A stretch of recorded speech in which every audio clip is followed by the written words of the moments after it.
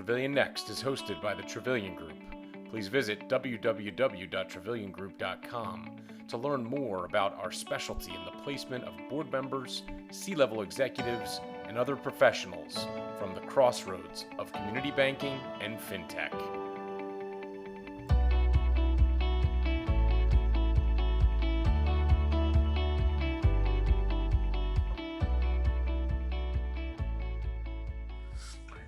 Hello, welcome everyone to another episode of Trevelyan Next on this beautiful Thursday afternoon. Very, very honored to have Chris Tremont from Radius Bank, headquartered in Boston, Massachusetts. Chris is the EVP of Virtual Banking at Radius, at least for another week. As everyone probably knows out there, Radius is in a acquisition with LendingClub. And LendingClub, I think we're coming to the finish line, Chris, with that. I saw the news, the OCC approved, and pretty soon it'll be LendingClub Bank. But welcome, Chris. Thank you for joining the program. Very excited to have you here. Thanks for having me, Keith. Appreciate it. So, we've spoken a few times, Chris, in the past, and Radius has always been on our radar of innovative community banks out there. However, you've been at Radius for a little over 12 years. Can you tell me about the evolution? Like, how was it 12 years ago to where you are now on the cusp of being purchased by one of the most famous fintechs in the world? Yeah, it's been quite the journey, and hard to believe it's been a little over 12 years. I joined the company in December of 2008, about 9 months after our current president and CEO, Mike Butler, was asked to join and kind of take this smaller community bank in a new direction. So at the time, we went by a different name, but Radius was founded in 1987. So it was this 21-year-old institution primarily serving unions in the commercial lending space, sort of a small branch presence in the Northeast. And Mike had a broader and grander vision that he brought to the board. And I was fortunate enough from a timing perspective to join when I did, and kind of shared in that vision around a community bank that could move past, sort of that traditional sense of a community bank being sort of geographically constrained. And as a nationally chartered bank, we said it doesn't have to be about where we're located. It's about types of communities of people or clients that we can serve. And so with that mindset, we really focused on where we thought the industry was going. And that was more around digital than it was physical store build out. So never critical of anyone's strategy around, say, branch build out. But for us, it was going to be about focusing on the client and that client experience within the digital world. And that meant building great products, technology, a virtual customer support team, all those kinds of things. And so we started that journey probably back in 2010. So like over a decade ago. Wow. Company was 450 million in assets, probably around that time, maybe a little bigger. Today we're 2.5 billion. So it's been quite the evolution of growth, and been really a fun journey to watch that sort of vision and strategy unfold, both in the digital kind of retail banking that my team gets involved with, but also commercial lending and commercial deposit gathering niches that we've expanded into over time, and sort of the team as it's changed as well. Sort of the makeup of the group to be probably more entrepreneurial, tech focused. We like to say we're running a business more than a bank, and to think that way. It's just been a lot of fun to be part of this journey over the last decade or so. Yeah, and kind of starting out, kind of those first few years when you decided, where did that kind of decision come from? Does it come from CEO, the board? What's that spark that kind of says, okay, we're going to take this road, we believe in it, and we want to go down this road going forward? Yeah, the spark definitely started with Mike Butler, the CEO, of saying, this is the vision that I have for this company, and going to bat for it in the boardroom, which was a different board makeup, 12, 13 years ago than the group we have sitting there today. Harder story to tell probably in 2008, 2009 than in 2021. But that's where it started, and he was able to get some people behind it.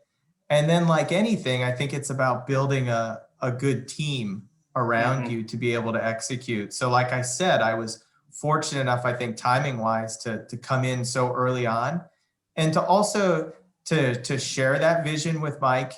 And I think, he saw that, right? Like, and so between myself and him, and then we start to build out this really creative, high-performing team over time that could lead this. So it was, thinking back a decade ago, is throwing out ideas to a much smaller organization.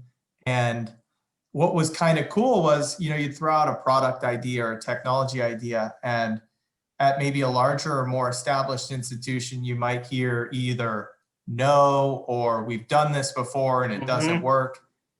I threw out a couple of ideas, and it was none of those answers. It was, okay, now go do it.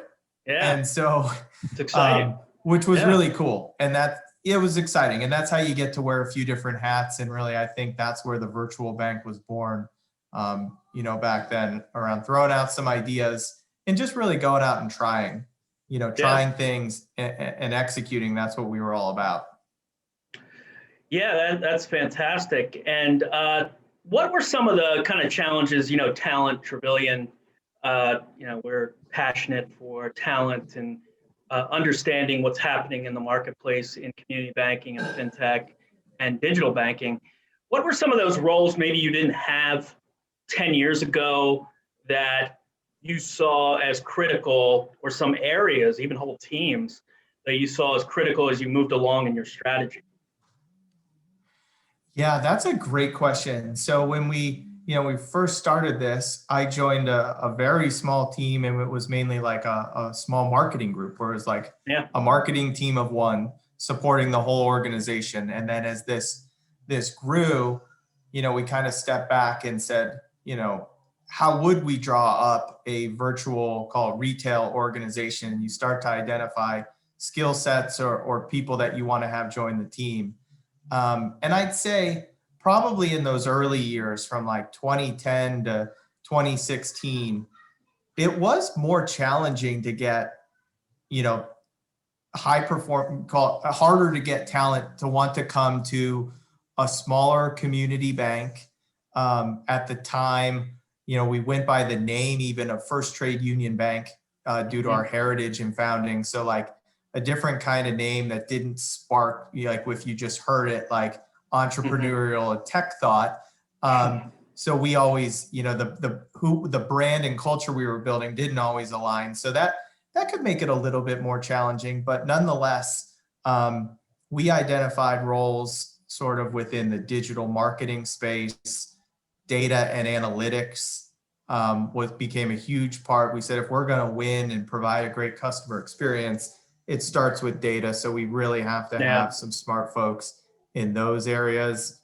The customer support team taking a step back and looking from where we were hiring there, and even created some new roles like that didn't exist within the company, focused on things like emerging technologies, this banking as a service business that evolved, over the last 3 years or so, folks on the sales side with fintech or support, project management. So it was an evolution for sure, over the time period. And things have gotten never easy to find great talent, as but like, we get more interest today in what we're doing when you have some success versus maybe a decade ago. But the people have made all the difference for us in what we've been able to do. And I think the part of the Radius story that's made us successful is we haven't hired solely within the financial services industry.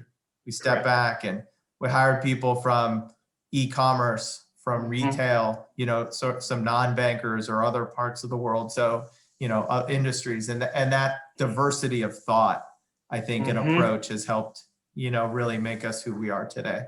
Yeah, that's great. That's a great point. And most innovative companies or fintechs or community banks or digital banks I speak with bring up that diversity of thought at the board level, and they're not afraid, like you said before, not afraid to take a risk, bring up crazy ideas that you might think are crazy, but those are the ones that end up kind of changing the industry or becoming your next product. So you just never know.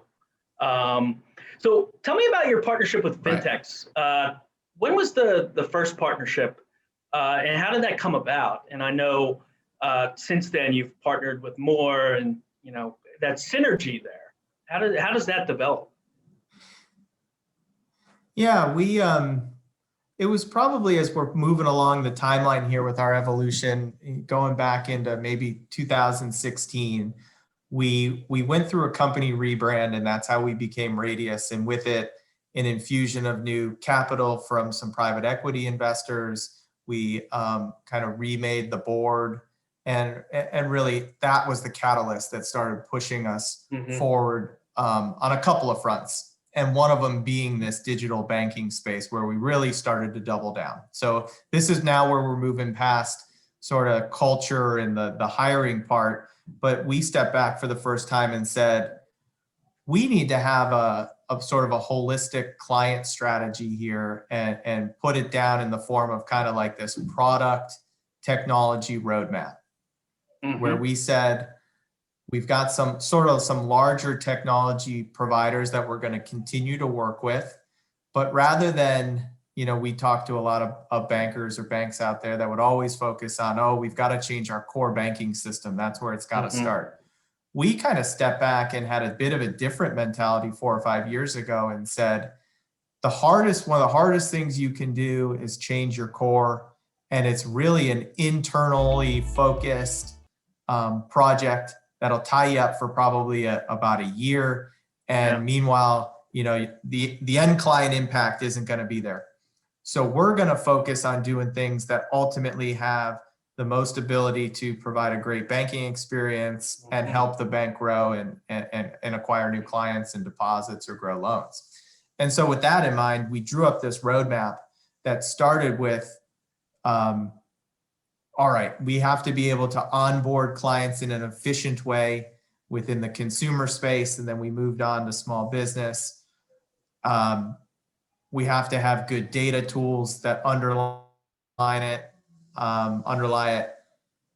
And then we have to provide a really nice sort of digital banking experience, online, mobile banking. And that's high level, how we drew up this roadmap. And we said it's going to probably last us 3 years or so. And happy to say that at the end of 2020, we actually finished off that full roadmap for consumers and small businesses. But that was the genesis of it. And so we said the way that we're going to get from A to B is we're going to partner with the best of breed in fintech.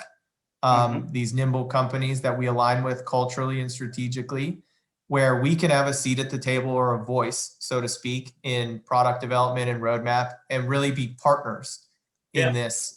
It wasn't like, are we going to go buy something? Or we chose not to build. We said, we're going to partner, and we're going to almost outsource our development work to these partners of ours that sometimes we take a financial interest in, or just had aligned our resources, and our success was their success. And so, Keith, that's kind of like where it started 4 or 5 years ago. And the first place we started was providing a better consumer product with digital onboarding. And that's where early on we met Nathaniel Harley and Ben Conant over at Mantle. They went by a different name at the time. They had came to us, and actually they were looking for us to sponsor a deposit product for a white label company they were running. And I said to him, that sounds great. Honestly, we'll do it if you want us to. But, a challenge we're having is we want to open accounts in a more frictionless way. And Nathaniel and Ben stepped back and said, well, we're going to need to open accounts within this platform anyway. So let's talk about could we build that together? And Yeah. I'm remembering it like it was yesterday. It was like this organic session that just happened. We were whiteboarding, and all of a sudden we said to ourselves, because we'd been looking for a solution for a while, we said, I think we found the company we want to partner with. And so we said to Nathaniel and Ben, if you guys are serious about this, because it made a bit of a pivot in their business model, come back to us with a plan and we'll discuss. And I think they did it over a weekend. 3 days later, they shot us a plan and we looked at it and we said, this is perfect. And we were off and running in 2017 with Mantle. With that came another company called Alloy that we used for a lot of our data and KYC tools. Yep. And that really kickstarted it for us. And so that was how we launched this partnership, our partnership with Mantle and Alloy on the consumer account opening side. It's been just fantastic. We've expanded both partnerships along the way. During that time is where we met another fintech out of San Francisco called Treasury Prime. Yep. And they had some experience building on call it the small business side. And we're entering into the Y Combinator program in, I guess it was about 3 years ago, January of 18, and said, we've heard of Radius. Are there any projects we could work on together? And sort of like Mantle, a gentleman on my team at the time said, well, we do want to be able to open small business checking accounts digitally. Would you be interested in building that? And Chris Dean and Jim Brewster over at Treasury Prime, the co-founders, said, yes, let's do it. And so we were kind of off and running. I mean, I'm serious. Like, that's how it literally started, with that kind of phone call or two. And 6 months later, we had a small business checking account application up and running. And, you fast forward to what happened over the last 12 months. We can't even believe the size that this portfolio has grown to. It's amazing how it all starts. You would think it would start with this huge, everybody gets together. Sometimes it's just somebody sitting there watching TV and it just comes to them, and or you're over a weekend you figure something out, or like you said, Mantle pivots from what they were thinking about initially after more of a discussion. But yeah, that's great to see. And any advice for more traditional community banks or community banks that are kind of where you were with Radius maybe 7-8 years ago, with those fintech partnerships? I mean, there's a lot of fintechs out there. What's the key to that relationship? Is it like you have a great relationship with Nathaniel? I've had Nathaniel on here on Trevelyan Next a few months ago. He's fantastic. What's the key? It has to be a partnership. I've heard that over and over. Any other kind of critical advice for those partnerships? Yeah. I mean, your timeline is right. I think the first type of real fintech deal we did was probably 7 or 8 years ago with a Boston-based company called Level Up that ended up getting acquired by Grubhub. So they're in the food space. But we launched a mobile payments app with them, and that was really our first taste of some of this like real fintech work and working with a startup. And from that time forward, our mentality at the bank, which maybe was different than others, was never about this like fintech. Is it a friend or a foe of banks? Do you remember when that conversation would take place? All the time. You'd have these like conferences where people would be arguing the case, and we always said friend, and that they're gonna, we can find ways to partner where they're not going to replace what we're doing, but we're going to work together to help the end client. And so that was the mentality that we had. And so I think that's important. Like, that's an important cultural statement internally to make. And I do think now here we are in 2021, and most banks have come around to fintech being here to stay, and we can partner together. Even Jamie Dimon talks about it, right? Like, so it's definitely a different day. But in terms of how you could approach a partnership, like using a fintech for your own technology needs, for us, it always started with trying to meet as many companies as possible. So having an open mind, but like narrowing it to like knowing what you're trying to solve for, right? Like what's the pain point or what's the objective? And quite simply, it was about a little bit of a checklist of, is there's the right cultural connection between companies, maybe founders or management, or is there the right strategic correct connection? And for us, it was like, are they going to be able to execute in a way that is within our regulatory framework, so that respect for the charter and the compliance side of it. And typically, if we could check off those boxes and you can get to a commercial agreement that's a win-win for both, like we were off and running. So that's how we've approached it, have had some success with it. I'm sure other banks have like a similar mindset, you know, when thinking about these types of partnerships. No, definitely. That's great advice, because there's, you know, post-COVID, I guess hopefully we're post-COVID soon, or moving in that direction. A lot of our clients, or more traditional clients, are wanting to partner with fintechs, but it can be overwhelming. Just take it from me. I'm in this every day, and I learn about new fintechs on a daily basis. So it has to be kind of that partnership and that culture fit. I completely understand that. So Radius being pretty famous, you know, for being the first depository institution purchased by a fintech, LendingClub. What do you think, you know, fintechs from the size of LendingClub to even smaller are looking for in an acquisition of a community bank or a partnership of a community bank? What do you think from their point of view is crucial on your side, the banking side? Right. Yeah, interesting. It's like probably a twofold answer here.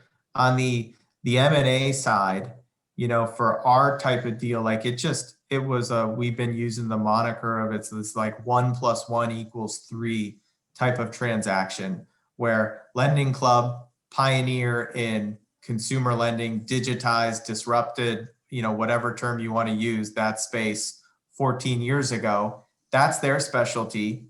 Ours has been around digital deposit gathering, you know, both consumer, commercial, and commercial lending. So it was really just complementary skill sets, products, and bringing two sides of, you know, of the balance sheet together, where it just made perfect sense. So I know that's for us, you know, the two sides, why it made a lot of sense. They were actively thinking about, you know, do we file for de novo? Do we, you know, look for the right type of acquisition? And there weren't many Radius's type organizations out there where it's, you know, a very branch light strategy without a lot of, call it, legacy or old technology, and not a lot of redundancy to what the two companies were doing, right? So that is just the beautiful part of this partnership, where both teams will stay intact, and we're going to keep doing what we're doing, just in a bigger, broader way for a larger client set that we're excited about.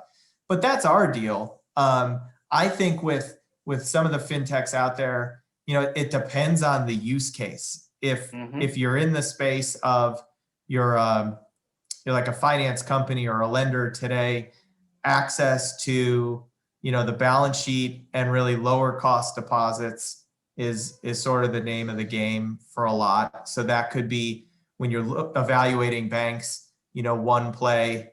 And I guess looking at like the people side of it, and also the technology piece is one part of the evaluation, and their ability to like work with fintech, that kind of thing. So I do think we'll see more of that for sure. Hard to predict exactly what's going to happen, but I think that there's always got to be the first deal, and then there'll be some to follow. Kind of that first one through the door, and then you got some fast followers. I think you're already starting to see it. The first one, the first one can be the most challenging. But we're starting to see it, and we're starting to see the fintechs go the route of getting their own charter, you know, like a Vero and, you know, Square going down that path. So I think you'll see more of that as well. And then the second part of your question, you asked about like fintechs looking maybe on that, call it the banking as a service side, looking to, they don't want to be a bank, but they want to offer bank services. So just like we would vet a partner for those cultural and strategic reasons, I mean, I think that's what I would tell a fintech to look for in a bank. it can be harder to know, just based on conversations, you and me talking, things can sound great until you get going on like the development side. It's hard to know how it's going to work, but you got to make your best guess. Not guess, but you know what I mean? You have to do your homework around who are the people at the organization, the bank, like, do you trust them? And do they have the experience in the space? Do they seem to get what you're trying to do? Have they done it before? And taking a good hard look at the technology. I think at the end of the day, right? Like the product and the technology, is it flexible architecture? Is there a nice API structure that you can easily integrate with, or are you going to have to, integrate directly to their core system? All that kind of sort of technical side of it, that makes a big difference. So I think if it's the right cultural connection and you can work with the people and you can get out of the gate fast on the tech side, that usually makes it a nice deal for the fintech looking to work with a bank. And we started doing this 2 or 3 years ago, banking as a service. I could probably count on one hand how many banks might do it. I don't know if you have the stats today, but there's probably more than 20 or 25 out there, right? Like doing it at different levels, but it's really, there's more choices today than there were 2 years ago even. Yeah, I mean, and with 5,200 banks out there in America right now, I mean, there's still a ton of space to grow, that's for sure. Yeah, we can wrap this up. Thank you very much. Just kind of, where do you see the industry going? Your personal opinion. What excites you the next 3 to 5 years, even 2 years, even this year? What excites you about the community banking / fintech space, whether it's the talent or the products? What gets you excited? It's sort of all of that, I think, where, you sort of see a bit of a convergence between fintech and bank.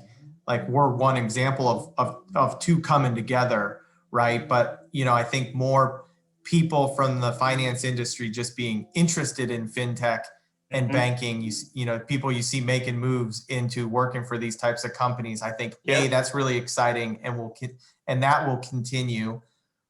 I really like what the technology focus of maybe 2020 pushed us into digital banking, whether they, depending on who you are, says it moved us 2 years ahead, 3 years ahead, in terms of acceptance and some of the development work.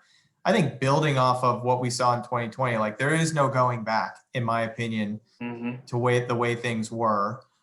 So excited to see some of the trends in digital banking accelerate. I think this concept of banks exposing or using APIs, whether it be for banking as a service or even corporate banking, relying less on our own proprietary technology and partnering more with fintech and embedding finance into the way consumers and small businesses, like where they shop or where they live their lives versus I have to come to Radius, to manage my account. I can do it, somewhere else where I'm already living digitally. Yeah. I think that's really exciting. So that whole concept of embedded finance, I think will be a big trend.